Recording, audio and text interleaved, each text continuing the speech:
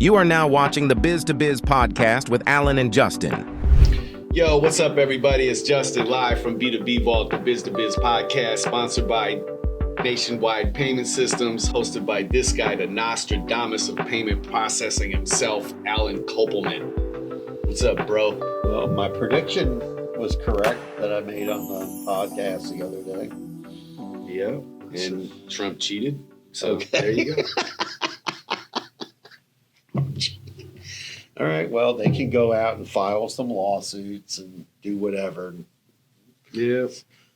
That's it. That's the excitement for today. But they're still counting votes. I'm not all excited. The vote don't count. Okay. That shit don't count. Like the fact that like we're still like even sitting here rambling about putting a little check mark in there and believing that shit is real. Come on, bro. They called the election before the votes even came in. So the general population who votes for someone, it don't even matter.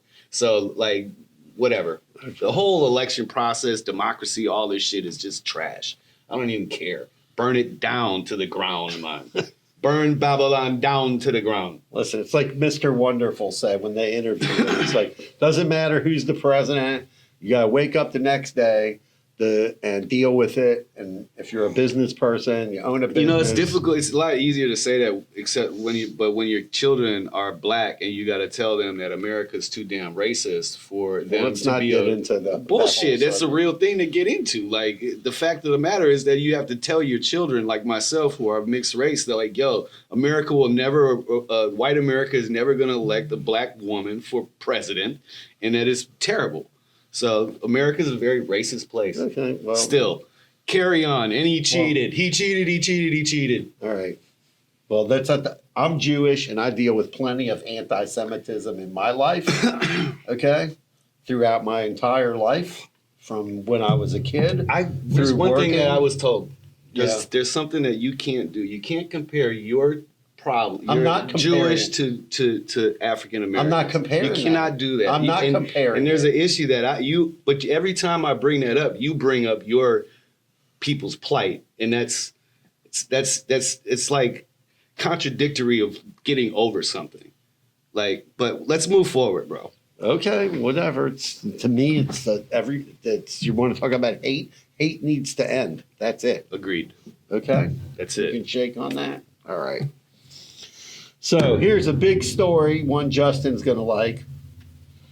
In the world of, I don't know, borderline hip hop, the Olympic sensation from the land down under, Ray Gun, is retiring from breakdancing. As she should. So I thought that was like the funny story for the day. Over backlash from her viral performance. And I don't know, she's been making videos and then announced yesterday she's retiring from competitive breakdancing. As she should have. But, hey, teachers, I'm glad, whatever. She still won't admit that she did that kind of as a parody. I don't know why she did it. She has in her own way. Yeah. She's answered the questions in her own way. To me, she felt like breakdancing was never really an art at all, and she was making a mockery of the shit. Right. So, and when it blew up in her face, and she quickly realized that you can't do that, and that the hip hop community is very massive and vast in all parts of the world, good for her. Okay. Hanging up the cleats. Cleats, yeah. Sneakers or whatever. Hanging up your fat laces, your Pumas and fat laces, man. Yeah, man, that's wild. I don't know. People are still hating on the breakdancing thing in the Olympics too, and they still. I looked, I don't know, a couple months ago, and because when they were talking about they took it off the thing, they didn't take anything off of it. They haven't decided. They haven't put anything on the schedule. Right. There's no schedule even made. Right. So they haven't decided whether it's on or it's off. Yeah, and I would be hard pressed that, especially it's going to be in L.A. Yeah, it's in L.A. I think. Come on, man. Do you know how many? Yeah, they got to have breakdancing. Yeah, in LA. The dance culture in LA is so dope. So, yeah, What do I don't you know. got? You want me to go down my list? I mean, I got stuff, man. I mean, it's just crazy, like how, the businesses and like investors, like U.S. stocks went to a record high yesterday after the announcement of Donald Trump. Yeah. And I just, and they say like because of his tax breaks and the tariffs and all this other shit, man. It's just, and how come, for me, it's just like, how do you not invest in the people first? But I don't know, man. Yeah, but that's just private investors investing in the stock market. Look at Bitcoin. Corporate. Bitcoin went up to $76,000. I mean, it just skyrocketed. Everybody who has money started invested yesterday, Alan. It's not just big people, bro. Anybody who had some bread, who could spend some money, they spent this shit. They started spending again. As soon as he was announced. And then I was reading this thing about tariffs, right? Because I wanted to research what tariffs were about. So I was reading back, and before they had any income tax in the United States, all the money that the government, how they raised money, was all on tariffs. So all imported goods had tariffs. All those tariffs went to the government, and then we, as the citizens, did not have any income tax. Mm-hmm. And then 1962. And then as soon as they flipped that around, it was way earlier than that. 42 in the 30s. It dates back. So then someone in the 60s did something else too that messed this shit up. Yeah, it messed it up too. Lyndon B. Johnson. So what they did is they lowered the tariffs on people because after World War II, they're trying to help like all these countries, Japan and China, and get them to be more developed, countries. But then we blew weren't them the hell up, and then they were trying to repay them. Right. So we were laying in bed with them and giving them money. And right. My back scratches yours. Right. But then there was no tariffs. Right. So then that's how they started taxing the hell out of us. But the thing is like when we ship stuff to China, there's 100% tariff on those products. Mm-hmm. And that's why Trump is saying he's going to raise tariffs so that we can lower taxes. Actually, when they lower, like especially payroll taxes, that enables people to pay their employees more money. It enables the businesses to save on the matching money, and it puts more money into the economy. And actually, the government collects more taxes because there's more people working. There's more stuff, more activity going on. So it's been proven. It's happened numerous times in the history of the United States. Yeah. When those policies are enacted, Clinton did it, Reagan did it, Trump did it the first time.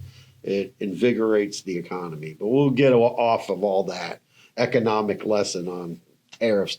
So, can you believe that Black Friday deals already started dropping? So there's like 2-for-1 TVs at Best Buy. You can buy one, get one free. Yeah. That's crazy. No, I'm just saying, everywhere is Black Friday. Yeah, I don't know. I can't relate, man. I literally can't afford to buy a TV, so. Well, I'm just saying, there's just tons of emails out. We're not even close to Black Friday, and you can already get these businesses are hurting. They're trying to hit anywhere that they can. People are, They got to get their inventory because they're going to have new inventory coming in. They got to flip their current inventory. Good luck. So must be nice. That's just what's going on there. The Fed says they're going to drop the rates 25 basis points. The only thing that I saw last time when that happened, CD rates went down, but the interest rates on loans didn't really go down much, and interest rates on credit cards didn't go down at all. Right. And that's pretty much, I think, is way, way too high. I don't know what the government can do about that. You always hear about Consumer Financial Protection Bureau. And when you see like credit card rates where they're charging 27, 29% to people, I mean, that's just out of control. It's just crazy. And we have the highest credit card debt in the history of the U.S. going on right now. Mm-hmm. It's the highest it's ever been. And that's what's going on with that. And Bitcoin, you got any other stories? I seen OpenAI purchased Chat.com from the founder of HubSpot. The founder of HubSpot bought it for a project a while ago, I guess, for like $15.5 million. Wow. Yeah. So he decided that he wasn't going to use it. Yeah, they were trying to push that thing at HubSpot, like this whole chat thing and some AI thing that would do all your HubSpot stuff for you. Yeah, I guess I'm not a fan of HubSpot. I've never used it. I shouldn't say I'm not a fan of it. I've never had the.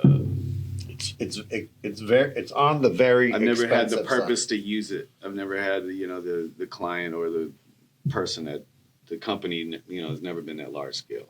But so yeah, he got it from the founder of HubSpot, and a lot of people were wondering how much he sold it for, because $15.5 million is a lot of money. Yeah. And so he wrote a post on LinkedIn, and he was just saying, he was like giving the backstory about why he bought it. It was for a side project, blah, blah, blah. Sam's a good friend of his. He's known him for years before OpenAI was a thing. And they were talking, and the way he sounded, it almost made it sound like he just gave it to him. Because at the end of the paragraph of his post, he was saying how, he's not really hurting for money. He doesn't, care about that type of making money off. He doesn't care for making money off of good people, he said. And that he basically also, he didn't give it to him for free. He was alluding to the fact that he got shares in the OpenAI. And I'm sure that's worth more than $15.5 million. Probably. Because, at this point, their last evaluation was crazy. Oh, yeah, that's insane. How much? $157 billion or some shit? Yeah. Something like that. I don't know. That's almost $250 billion. Crazy, man. Did you hear this story about the company Character AI? It's where you can get on their app or get on the website, and then you can create like a chat friend. Like I went on there, you could chat with the Zohan. Didn't really work well on my phone, but on my computer, it actually has like the voice of the Zohan. No, I've been messing around with X Grok. I've been playing with that. What's it called? Grok. Grok? It's on X. Okay. It's built in right there at the bottom on the left. You could ask it to be like vulgar and shit. Uh-oh, that's crazy. So it's pretty awesome. So let me tell you what happened. So this Character AI chatbot, now there's a massive lawsuit because this kid here in Florida committed suicide. And they say the mother, Oh yeah, I heard all about this bullshit. 14 years old, and he committed suicide because the mother believes that the AI chatbot, he believed that if he killed himself, he would join the AI chatbot in the cloud. Mm-hmm. Or something, but I don't know. I don't know. Maybe they fixed it since that happened because that was a while ago. It was in February. I read something about it, and it was saying something about how like it said to come home to me, Right. and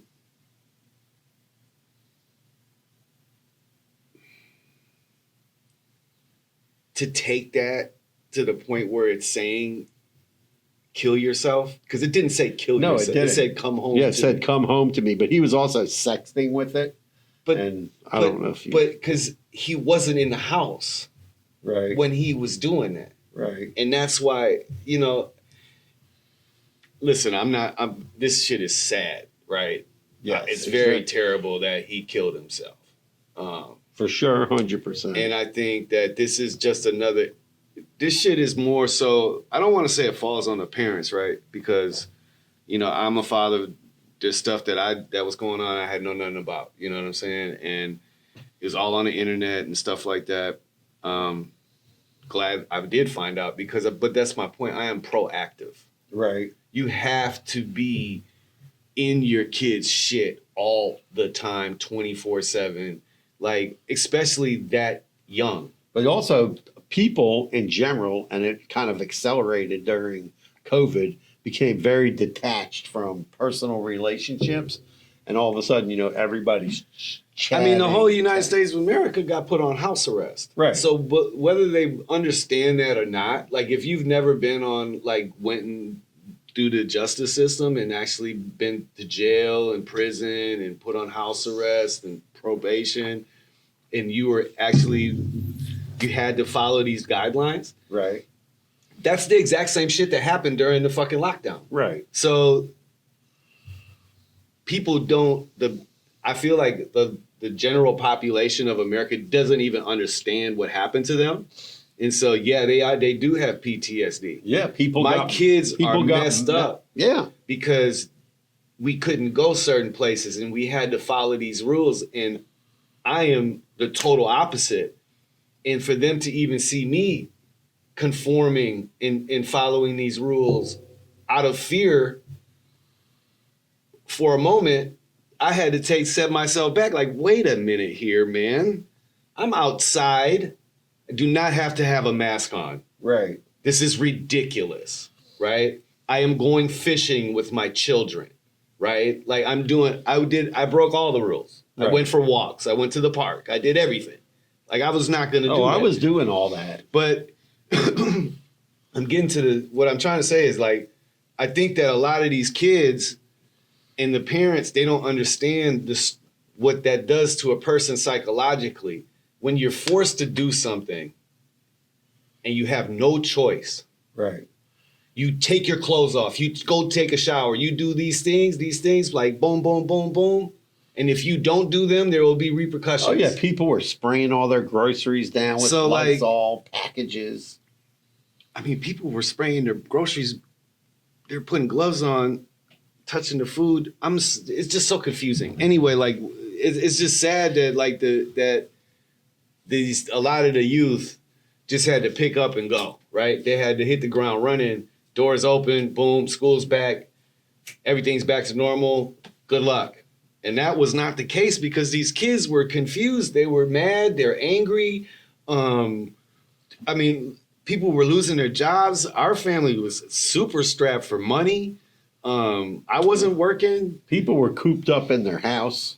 I was hustling, trying to make ends meet, doing websites for $100 and shit. Like, just trying to make it. You know what I mean? And yeah, so the people need to talk about it. Like my two youngest kids, they're in therapy now because they have to talk about like what's going on. Like stuff changed up there.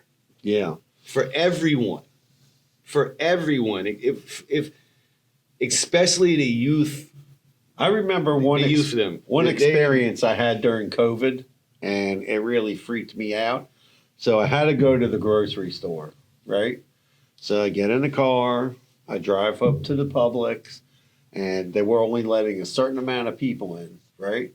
So now I have to stand in line outside with a mask on. I don't remember if it was hot or whatever.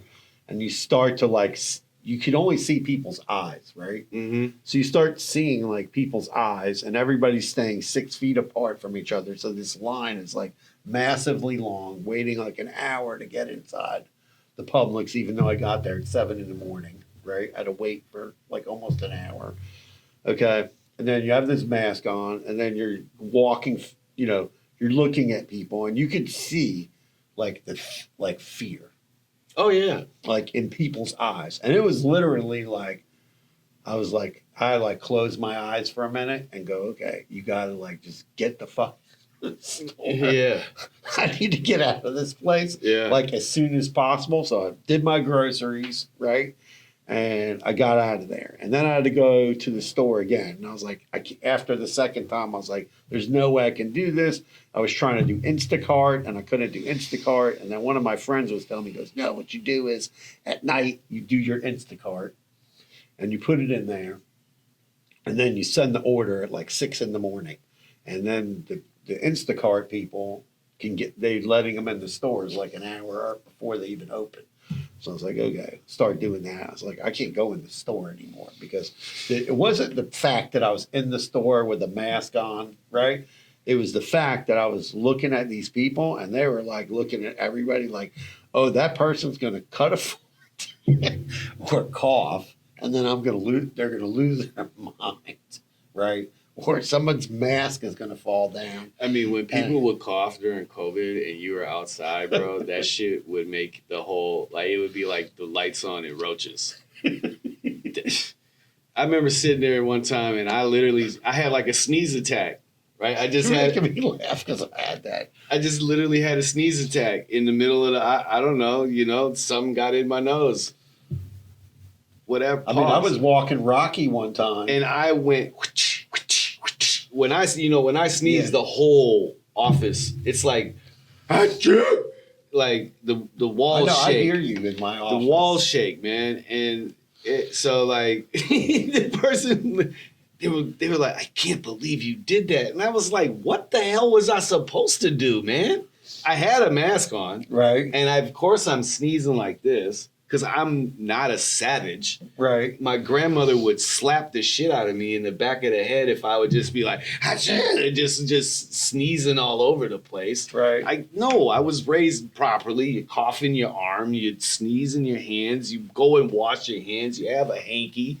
I'm not that old. I don't have a hanky. I don't do hankies. I'm about to though. My dad. I was starting to carry around a cotton, like a hanky. But I blew in it a couple times and I forgot about it. And then you go in there and you go grab it again and it's just like, it's like tape. Or you're like trying to pull apart tape. So that can't be very cleanly. You got to remember to put those things in it. I smoke indulge in too much cannabis. Okay. No, so you know what? The other thing I wanted to talk about is that they voted no on recreational cannabis in Florida. I kind of figured Central Florida, it wasn't a lot. Peppers.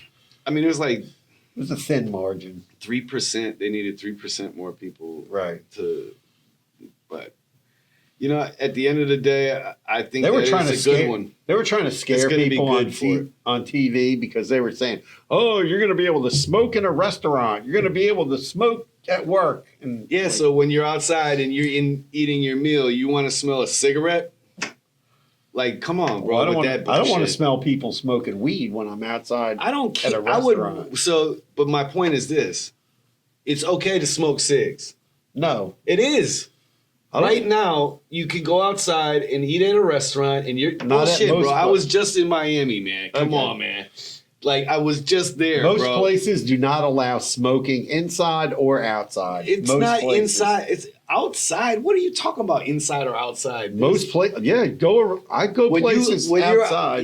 They do not allow smoking. Okay, maybe not right there. Okay. But you're outside and people are smoking cigs. Listen, I've gone to Miami. People are outside the restaurant waiting online to get in for their reservation, and they're outside firing up joints. Nobody cares. I would much rather smell the smoke from a joint. I mean, I walk Rocky. Than smell from your Marlboro Red. I walk Rocky in the morning, right? I walk by because I'm going through the golf course. So you see the back of people's houses, and they're out on their patio. I see people out there burning joints up every morning. It's good. All the time. I mean, it is what it is. So they should just let it go. They probably all have a medical card. You say, I have anxiety. Man. You get a medical card. They made so much money last year on medical marijuana. That's the other reason why I feel like it didn't get passed. Those places stood to make more money. No, they don't. Well, no, they would just have medical would be non-existent. You wouldn't need it anymore. No, people listen to me, bro. Okay. People don't. Why would you go to no one would go get a license for the medical card if it's recreational. That whole industry is good. Well, I don't know. When you go to Vegas, you go in the dispensaries. They have like one line for the medical, one line for recreational. So There's obviously not as many people going in for the medical. Yeah. But some people go in for the medical because I think some insurance does cover it a little bit. Well, I don't know, but I'm just saying. But they have both. When you go in, they ask you, "Oh, you're here for medical." But when you go inside the room where they have like all the jewelry-looking cases, probably 20 of them are for recreational. One is for the medical people. So they still sell it, but yeah, I don't know. I don't remember. And I've seen that in other places too, where they have both. That's every time I land in that place where I go, there's just something waiting. Oh well, if you go to Oregon, Washington, I mean, it's just shout out to my Chalice Row brother. They sell it everywhere there. No, they sell it everywhere. Listen, during COVID, I was walking Rocky. I had people yelling at me and walking them outside, and they're like, "Oh, put a mask on! Put a mask on!" I'm not even like. I'm from here. The person's on the other side of the street. They're yelling at me to put a mask on. What outside? Yeah. I saw one lady walking, and she had. I'm glad that shit's all over. I'm glad the presidential election is over. I'm glad that we could just shut up already. You started here right after COVID. Right after COVID. That's when you started. 2022. Yeah, 2021. It was like right after COVID. Yeah, right when we got the okay. That's when school started. Yeah, school went back. That's when I went. I was like, all right, I'll go get a job. Because I was tired of trying to hustle. Oh, being an entrepreneur during COVID was fucking trash. It wasn't very fun for us either. We had a lot of places closed, open, then they're reopening, and I was just talking to this woman on the phone about it. She was like,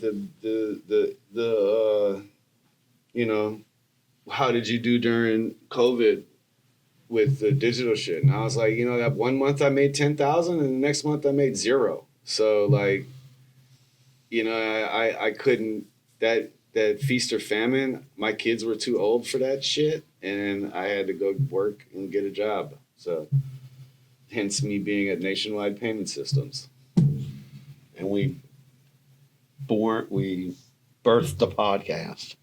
Be to devolved. Indeed. I don't even know what episode we're on, like 280? Not yet? Oh, we're almost on 290. Yeah, no, we're almost at episode 300. So next we have to pay more attention to that next. Okay, so when we get up to episode 300, we'll have to have a special episode 300. The Leonidas episode. The what? Leonidas? Okay. You never watched 300? Oh, from the show. Yes. Okay. That's got to be one of the best movies in this past 10 years. Well, 20 years, I would say. That shit was amazing. My homie, who I was telling you about, who does the woodworking. Yeah. No Diddy.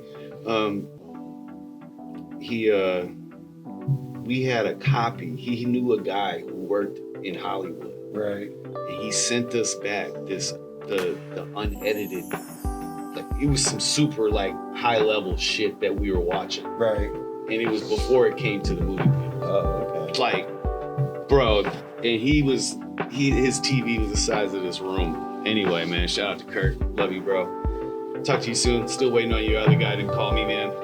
Anyway, that's the pod. Subscribe to the channel, bro, please. Yeah, like, subscribe, and share with your friends. Power to the people. Peace out. Carpe diem.